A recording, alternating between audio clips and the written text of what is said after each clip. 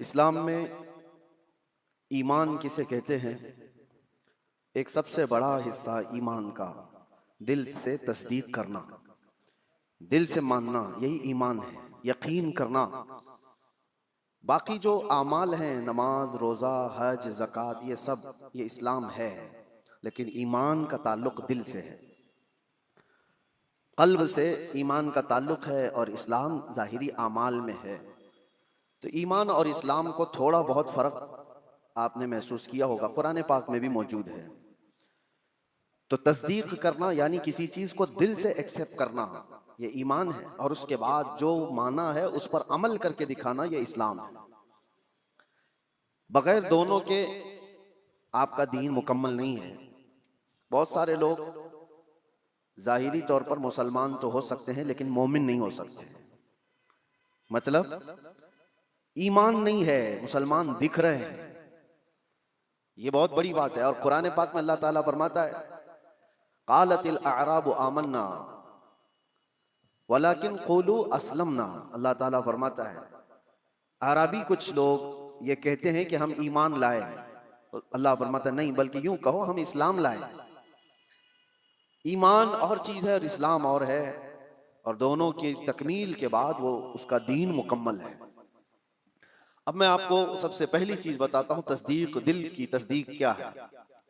अल्लाह के नबी सल्लल्लाहु तआला अलैहि वसल्लम ने फरमाया, अल्लाह एक है, इसको मान लिया, ये तस्दीक है। रसूल पाक सल्लल्लाहु अलैहि वसल्लम ने फरमाया कि मैं अल्लाह का आखिरी रसूल हूँ, मान लिया, ये तस्दीक है। अल्लाह के नबी सल्लल्लाहु तआला अलैहि वसल्लम ने फरमाया, इतने नबी मुझसे पहले आए थे, उनके काम ये थे, उनके मोजज़ात ये थे, तुमने मान लिया, ये क्या है? दिल की तस्दीक है। इसको कहते हैं दिल से मानना। और दिल से मानने के लिए एक बात और मैं आपको बता दूं कि दिमाग की जरूरत नहीं है कि जो चीज हमारी समझ में आए वही मानना है, और जो चीज ना समझ में आए वो नहीं मानना, ऐसा नहीं। ईमान इसको नहीं कहते। यानी अगर तुम ये सोचो कि जो चीज मेरे सामने मुझे लॉजिकली नहीं लगती, मैं उसको एक्सेप्ट नहीं करता, अगर इस तरह की बात कहते हो तो तुम दिल से मानने वाले हो ही नहीं, तुम दिमाग से पढ़ने वाले हो। और ईमान कल्ब से ताल्लुक रखता है। मिसाल के तौर पर अल्लाह के नबी सल्लल्लाहु तआला अलैहि वसल्लम ने इरशाद फरमाया, रात के एक छोटे से हिस्से में मैं मस्जिद हरम से मस्जिद अक्सा गया, बैतुल मुक़द्दस गया, और उसके बाद फिर आसमानों का सफ़र किया, और फिर लौट करके आया। पल भर में जंजीर भी हिलती रही, बिस्तर भी रहा गर्म, ता अर्श गए, फिर आए मोहम्मद सल्लल्लाहु अलैहि वसल्लम। अब कोई इंसान ये कहे, ये लॉजिकली नहीं समझ में आता, इतने शॉर्ट टाइम में ये सफ़र कैसे हो सकता है, तो तुम दिमाग की यहाँ पर सोचें दौड़ा रहे हो, दिमाग के घोड़े दौड़ा रहे हो। लेकिन तस्दीक किसे कहते हैं? आओ मैं आपको बताऊं।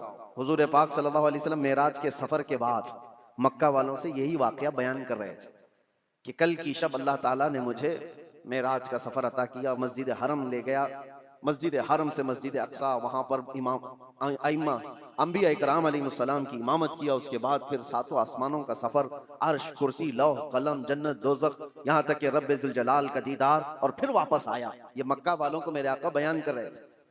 उस वक्त जिसको जो सवाल करना था उन्होंने सवाल किया कि अगर आप बैतुल मुक़द्दस गए थे तो बताइए वहाँ के हालात कैसे हैं, बैतुल मुक़द्दस का दरवाज़ा कैसा है, खिड़कियाँ कैसी, मेहराब कैसे। नबी पाक सल्लल्लाहु अलैहि वसल्लम सबकी चीज़ें बता रहे थे। तो एक हुआ ये सवालात करके इल्म को बढ़ाना, और एक है बगैर कुछ पूछे कहना, हाँ आप सही कह रहे हैं। दो चीज़ें हैं। लेकिन इस महफिल की खुसूसियत ये है कि अबू जहल उसको मौका मिल गया। उसने देखा कि इतनी बड़ी बात हुजूर कर रहे हैं, तो गुमराह करने के लिए एक बड़ा चांस मिला है, बाहर निकला और सबको बोलने लगा कि मोहम्मद तो अब छोटी छोटी बातों से बहुत बड़ी बातों पे आ गए। वो तो आसमानों के सफर की बात और ए रात के एक हिस्से में यहाँ से बैतुल मुक़द्दस के सफर की बात कर रहे हैं, और वापस मक्का में बैठे हुए हैं। तो वो गुमराह करने के लिए प्रोपेगेंडे करने लगा। इत्तेफाक ऐसा कि उस महफिल में सैयदना अबू बकर सिद्दीक नहीं थे। हुजूर सल्लल्लाहु तआला अलैहि वसल्लम जब बयान कर रहे थे, उस महफिल में हज़रत अबू बकर सिद्दीक नहीं थी। हज़रत अबू बकर वो कहीं से आ रहे थे, अबू जहल रास्ते में मिला, और उसके बाद पकड़ करके कहा, अबू बकर रुको, बहुत अहम काम है, इंपॉर्टेंट काम है। क्योंकि उसे पता है कि अबू बकर से ज्यादा करीब रसूलुल्लाह के कौन है। तो अबू बकर रदी अल्लाह तआला अन्हु को पकड़ कर कहता है, सुनो अबू बकर, एक मक्का में नया वाकया हो गया है। पूछा उन्होंने कि क्या हुआ है? कहा एक शख्स ऐसा है जो कहता है रात को वो सोया था और रात में वो उठ करके मस्जिद हरम गया, मस्जिद हरम से बैतुल मुक़द्दस मस्जिद अक्सा गया और वापस वो रात यहीं आ गया। क्या ये पॉसिबल है? मुमकिन है? इतना ही कहा उसने। तो हज़रत अबू बकर ने कहा ऐसा कैसे हो सकता है? बात तो है, ऐसा कैसे हो सकता है कि रात के एक छोटे से हिस्से में कोई मस्जिद हरम से मस्जिद अक्सा गया हो और फिर वापस आ गया हो? ऐसा कैसे हो सकता है? तो ठट्टा मार करके हंसने लगा कि मेरा निशाना सही लगा है अबू जहल। तो हज़रत अबू बकर ने पूछा बताओ तो सही कौन है ये इस तरह कहने वाला? अबू जहल ने कहा कोई और नहीं, तुम्हारे साथी मोहम्मद सल्लल्लाहु अलैहि वसल्लम ये बात कह रहे हैं। तो हज़रत अबू बकर को जला लाया और कहा कि सुन, उन्होंने तो मस्जिद हरम से मस्जिद अक्सा तक जाकर आने की बात की है, अगर वो वहां से आसमानों की भी बात करेंगे तो मैं मान लूंगा। अभी उन्होंने मेराज का वाक़या सुना नहीं था, पहले ही कहा कि वो तो मस्जिद हरम से मस्जिद अक्सा तक के सफर की बात कर रहे हैं कि वो रात में जाकर वापस आ गए। अबू जहल सुन, इससे भी ज्यादा अगर वो आसमानों के सफर की भी बात करेंगे तब भी मैं तस्दीक करता हूं। अगर उन्होंने कहा है तो वो झूठ नहीं हो सकता। ये है तस्दीक, ये है तस्दीक। और हज़रत अबू बकर रज़ी अल्लाह ताला अन्हु उस वक्त तक अबू बकर ही थे। जैसे ही ये वाक़या हुआ और महफिल रसूल में तशरीफ लाए तो नबी पाक सल्लल्लाहु ताला अलैहि वसल्लम ने आपको सिद्दीक कह करके पुकारा था। ये तस्दीक करने वाला और नबी पाक सल्लल्लाहु ताला अलैहि वसल्लम की हर बात को मिनो अन मानने वाले हज़रत अबू बकर सिद्दीक। ईमान इसको कहते हैं मेरे अजीजों। ईमान एक बहुत पावरफुल अंदर की एनर्जी है जिसमें डगमग थोड़ा सा भी हो तो आदमी कश्मकश में मुब्तला हो जाता है, शक व शुबे में मुब्तला हो जाता है। ईमान एक बहुत पावरफुल चीज है, यकीन की आला चीज को कहते हैं। अब मिसाल के तौर पर अल्लाह तबारक व तआला मौत के बाद हमें दोबारा उठाएगा क़यामत के दिन, इस पर यकीन होना ये ईमान का हिस्सा है। ऐसा यकीन होना चाहिए कि आपके अंदर जरा बराबर भी शक व शुबा ना हो। कैसे उठाएगा, कैसे हो सकता है? जल गए, मर गए, कट गए, शेर खा लिया, पानी में डूब गया, आग में जल गया, कैसे इसको उठाया जाएगा? रब ताला ने कुरान में मिसालों के जरिए से हमें बताया है कि वो रब्बुल आलमीन जो पानी के एक कतरे से तुम्हें पैदा कर सकता है, तुम्हारे खत्म होने के बाद वो दोबारा क्यों नहीं उठा सकता? एक नुतफे से जो इंसान की शक्ल तुम्हें दे सकता है, वो तुम्हारी राख से दोबारा क्यों नहीं उठाएगा? तुम हवा में तहलील हो जाओ। तो यकीन एक आला चीज है। हज़रत अबू बकर सिद्दीक रज़ियल्लाहु ताला अन्हु की जात से हमें ये चीज मिलती है, यकीन हो तो ऐसा हो। और दूसरी एक और मिसाल मैं आपको देता हूँ। बड़े बड़े लोग जहां पर कश्मकश में आ जाते हैं कि क्या करना चाहिए क्या नहीं होना चाहिए, हज़रत अबू बकर सिद्दीक रज़ियल्लाहु ताला अन्हु का ईमान तो देखें। हुजूर पाक सल्लल्लाहु ताला अलैहि वसल्लम की वफात के बाद हज़रत अबू बकर ने ऐसा महाज छेड़ दिया था कि एक तरफ उसामा बिन जैद जो 19 साल के जवान थे, रसूलुल्लाह सल्लल्लाहु अलैहि वसल्लम ने अपनी हयात के आखिरी दिनों में उनको लश्कर देकर भेजा था। अभी वो लश्कर मदीने से ज्यादा दूर नहीं गया था कि मेरे आका की वफात हो गई। 10,000 सहाबा का लश्कर, और वो वापस आए मदीने में हुजूर की वफात की गम की खबर सुनकर। ये बात हुजूर की वफात होते ही चंद दिनों के बाद एक फितना और फैल गया कि एक दूसरा शख्स मुसैलमा कज़्ज़ाब, उसने अपने नबी होने का दावा कर दिया। हुजूर की वफात के बाद उसने नबूवत का दावा कर दिया और उसने अपनी एक जमात बना ली। दूसरा फितना, एक असवद अंसी नाम का शख्स, उसने भी नबूवत का दावा कर दिया। एक और फितना उठा, जो लोग ज़कात देते थे उन्होंने ज़कात से इनकार कर दिया कि हम ज़कात आज से नहीं देंगे, कि वो रसूलुल्लाह की हयात में देते थे। तो ये एक साथ इतने फितने खड़े हो गए अचानक, और हज़रत अबू बकर सिद्दीक ज़मा में खिलाफत को संभाले हुए। तो आपने उसामा बिन ज़ैद से कहा जो रसूलुल्लाह ने तुम्हें जहां भेजा है निकल जाओ लश्कर देकर, जो सहाबा। तो हजरत उमर ने कहा रोक करके कि अभी मदीने में जरूरत है, इतने फितने हैं, आप इस लश्कर को रोक लीजिए, इतने 10 सहाबा सब चले जाएंगे जंग में, क्या होगा? हजरत अबू बकर ने कहा कसम रब्बे जुल जलाल की, जिस फैसले को मेरे रसूल ने नाफिज किया, मैं अबू बकर होता कौन हूं उसको वापस लेने वाला।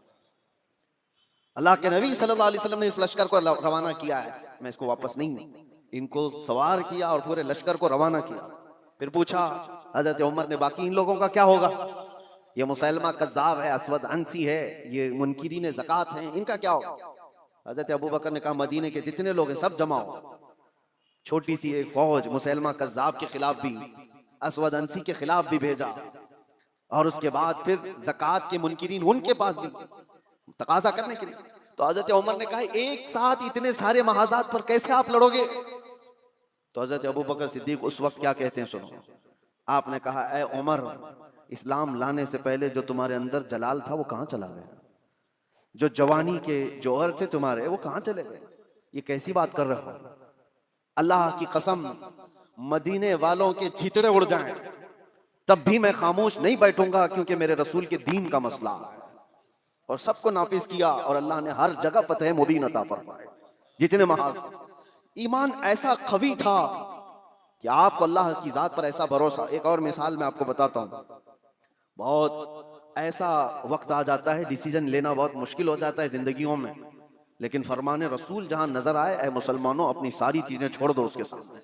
मेरे आका ने फरमाया, कई मसले हमारे पास आते हैं, प्रॉपर्टी के झगड़े, अभी कुछ कल ही की बात है, हम विरासत के मसले लिख करके दे रहे हैं सामने वाले को, तो उनका जो एक्सपेक्टेशन था कि इन बहनों को नहीं मिलना चाहिए, इनको तो शादियों में दिया गया था। हमने कहा अल्लाह के नबी की शरीयत ये है, कुरान में अल्लाह ने फरमाया। तो उन्होंने उसको लपेट के रख दिया और कहा कोर्ट से देख लिया जाएगा। मेरे अजीजों, क्या ये ईमान है? तुम्हें मैं रसूलुल्लाह का फरमान बता रहा हूं, नबी ने ये फरमाया है। होना तो ये चाहिए कि अपनी जिंदगी की हर शय फरमाने रसूल पर छोड़ दो। सिर्फ दौलत और जायदाद के नाम पर उस पर काबिज होने के लिए लोग अपनी शरीयत से भी दूर हो जाते हैं। हुजूर के फरमान को पीठ पीछे डाल दिया, कुरान के हुक्म को सुना सुना करके भी हम उनको बताएं तभी छोड़ दिया। आखिरत का खौफ जिसे नहीं है वो तो यहाँ हर हलाल और हराम खा जाएगा। एक बात याद रखो, एक बालिश्त जमीन अगर किसी की कब्जा किया है, हुजूर सल्लल्लाहु अलैहि वसल्लम फरमाते हैं 7 जमीनों का तौक बनाकर क़यामत के दिन उसके गले में डाला जाएगा। वो उठ नहीं पा रहा होगा उस दिन। 50,000 साल के बराबर का एक दिन क़यामत का, उस दिन के अजाब से डरो। मैं कहना यह चाहता हूं कि जब तुम्हारे सामने रसूलुल्लाह की हदीस आ जाए कि मेरे आका ने यह फरमाया, अपनी ख्वाहिशात छोड़ दो, अपनी जो भी एक्सपेक्टेशन है उसको खत्म कर दो। नहीं, मेरे आका ने फरमाया, खत्म है बात। ईमान इसी को कहते हैं। मैं बता रहा था सीदना अबू बकर सिद्दीक के बारे में। हुदैबिया का मौका है, नबी पाक सल्लल्लाहु अलैहि वसल्लम 1400 सहाबा को लेकर मदीने से निकले मक्का उम्रा करने के लिए, लेकिन हालात ऐसे थे कि मक्का वाले उम्रा करने नहीं दे रहे थे। रोक दिया 35 किलोमीटर दूर, मक्का से दूर, कि आप लोग उम्रा नहीं कर सकते। और जंग करने पर तुले हुए थे मक्का वाले, उस वक्त थोड़ा ताकत में थे। नबी पाक सल्लल्लाहु तआला अलैहि वसल्लम ने देखा कि हम एहराम की हालत में आए हुए हैं उम्रा करने के लिए, लेकिन ये जंग करना चाहते हैं और हुजूर जंग नहीं करना चाहते थे। तो मक्का वालों के सामने आपने सुलह की तदबीर रखी कि हम आपस में समझौता कर लेते, सुलह कर लेते।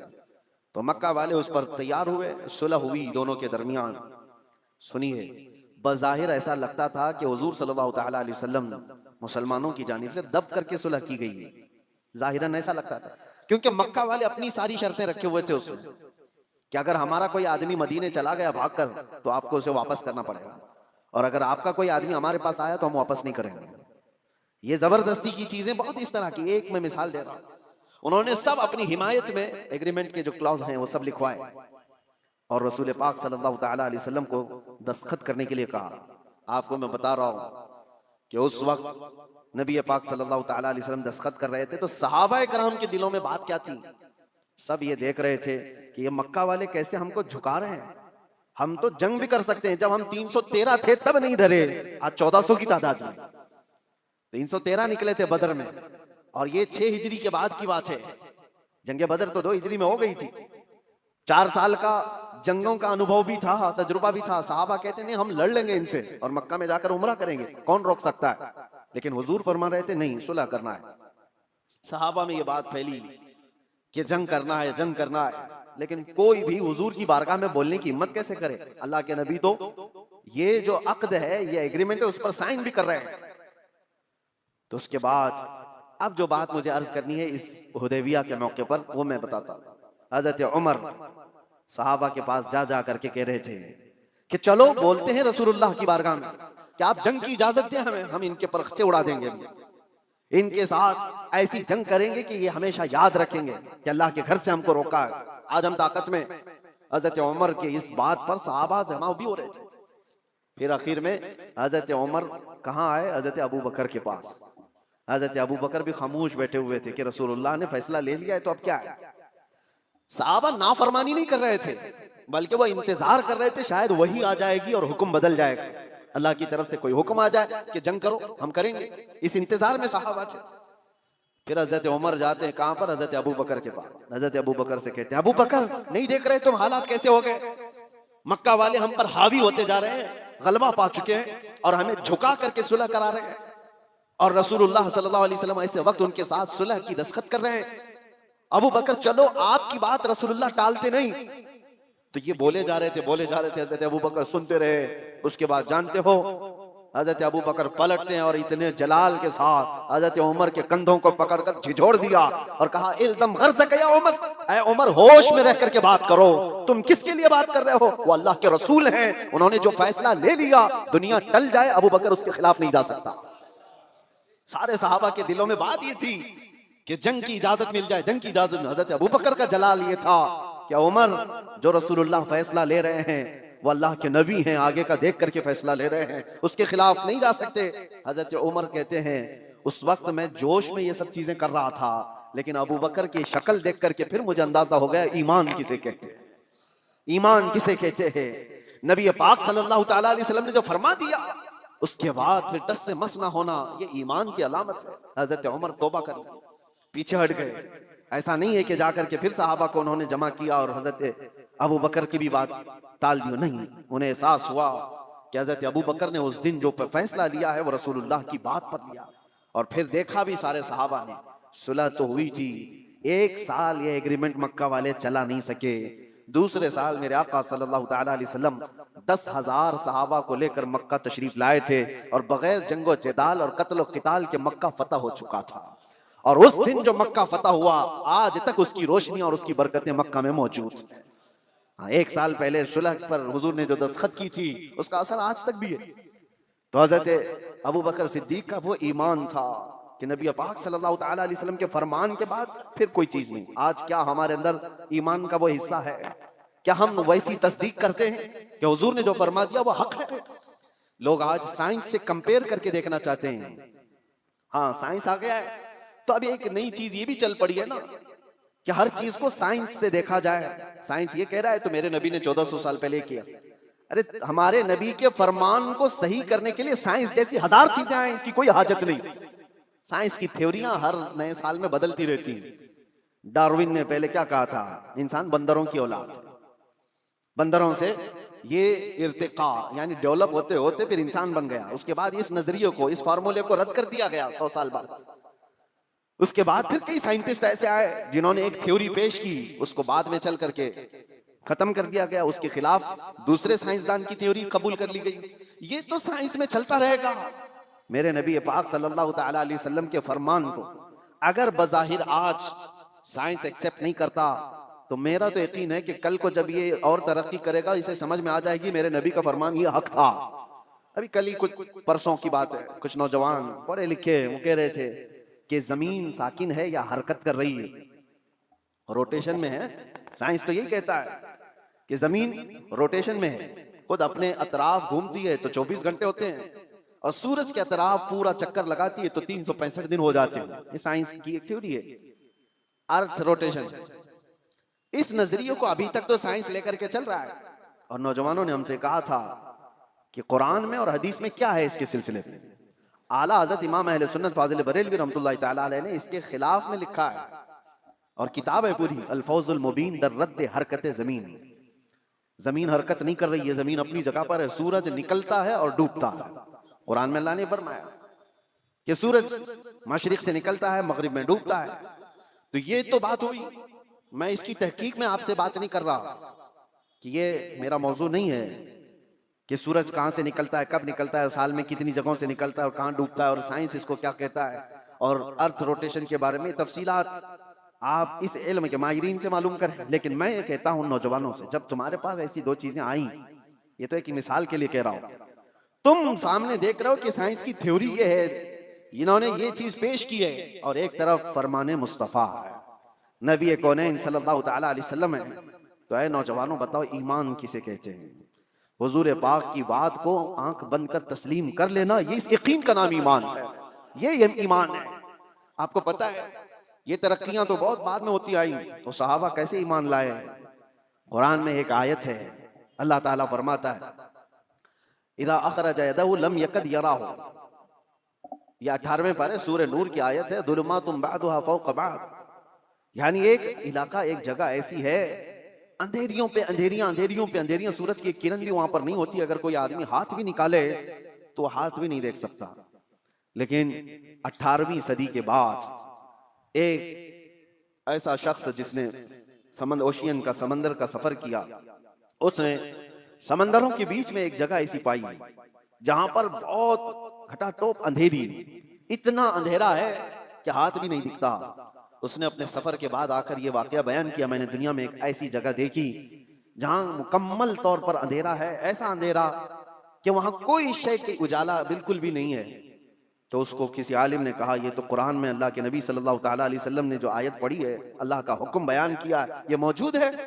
अब सुनिए, उस साइंटिस्ट ने पूछा, अच्छा ये तो 18वीं सदी की तरक्कियाती जमाने में मैंने ये इंकिशाफ किया है, एक्सप्लोर किया है, ये बात पहले से कैसे आ सकती है?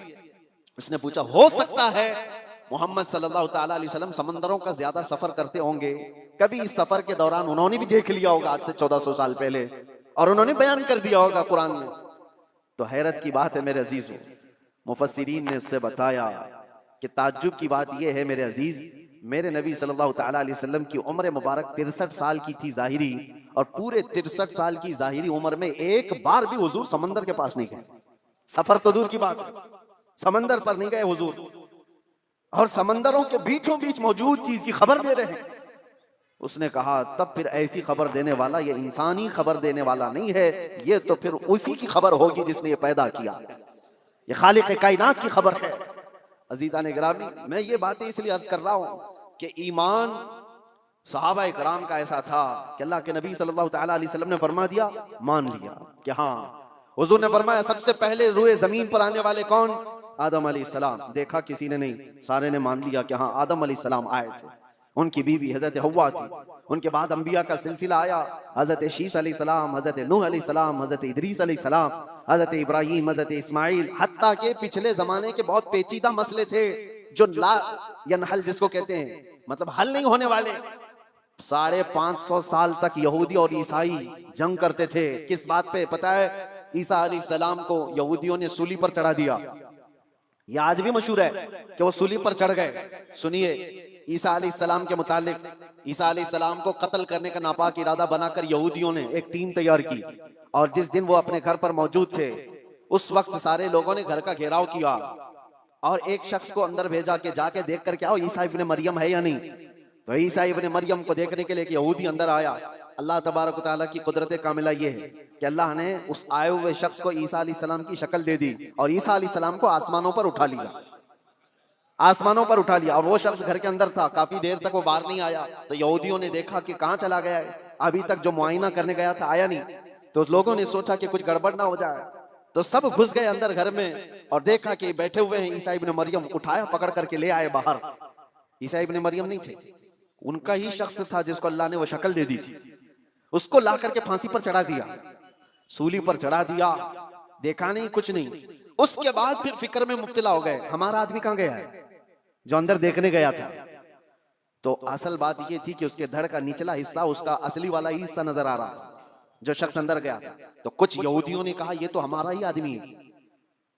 तो लोगों ने फिर इख्तिलाफ ये किया कि अगर ये हमारा आदमी है तो ईसा इब्ने मरियम कहाँ गए, वो कहाँ चले गए। तो बाज ने कहा ये देखो, ऊपर की शक्ल तो ईसा इब्ने मरियम की ही दिखती है। इस शक की जिंदगी में उनके 550 साल गुजर गए। 550 साल यहूदी ये कहते थे, ईसाई ये कहते थे, यहूदी ये कहते थे, ईसाई ये कहते थे। इन इख्तिलाफात को खत्म करने के लिए अगर कोई जात आई तो मोहम्मदुर रसूलुल्लाह की। मेरे आका सल्लल्लाहु ताला अलैहि वसल्लम जब तशरीफ लाए तो फिर आपने क्या फरमाया? कुरान की आयत उतरी, वमा क़तलूहु वमा सलबूहु वलाकिन शुब्बिह लहुम। अल्लाह ने फरमाया ना उन्होंने ईसा इब्ने मरियम को कत्ल किया है, ना सूली पर चढ़ाया, बल्कि अल्लाह ताला ने उनकी शबाहत, उनकी शक्ल दूसरे को दे दी थी। और अल्लाह ने वलाकिन रफ़अहुल्लाहु इलैहि, अल्लाह ने ईसा इब्ने मरियम को आसमानों पर उठा लिया है। ये अक़दा हल किसी ने किया है तो मेरे मुस्तफ़ा ने। दुनिया भर के ईसाइयों को भी एहसान मानना चाहिए कुरान का, जो ऐसी गुत्थी है, क्योंकि ईसा अलैहिस्सलाम के बाद फिर कोई नबी आया नहीं जो बता सके। कौन बताएगा कि क्या हुआ था क्या नहीं। तो हजरत ईसा अलैहिस्सलाम के इस मसले को रसूलुल्लाह ने बयान फरमाया और सारे सहाबा ने उस पर कभी चूचिरा किया, सब ने मिनवान तस्लीम किया। बहुत सारे ईसाइयत से ईमान लाए हुए भी, यहूदियत से ईमान लाए हुए भी सहाबा मौजूद हैं, सबों ने मेरे आका की बात पर, फरमान पर यकीन कर लिया। आज इस बात की जरूरत है। अब मैं तस्दीक के बाद जो दूसरा स्टेप आता है उससे मैं कहता हूं